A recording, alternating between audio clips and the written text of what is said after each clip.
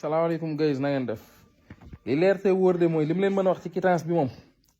xam na ñoom ñoo dissoudre parti bi nag ñoo ko dissoudre Pastef duñ dem ci benn siège naan dañ ko fay déposer donc seen huissier boobu moom xaw ma fan lay dem bu gisut ayib waaye du ci siège ayib yow tamit génnal dëkk bi waaw buñ la gisul mënuñu laa jox quittance mënuñu laa jox huissier mënu laa jox xaw ma chèque waaw léegi nag am na ku ma dégg mu taxaw buntu CDC naan wéy quittance définitive ay tàppale la yàgg nañuy déposer élection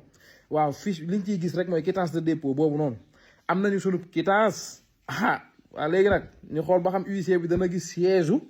Sonko am leen jàmm yéen ñëpp waaw victoire dañ koy fanaanoo wax ji lim ñu teg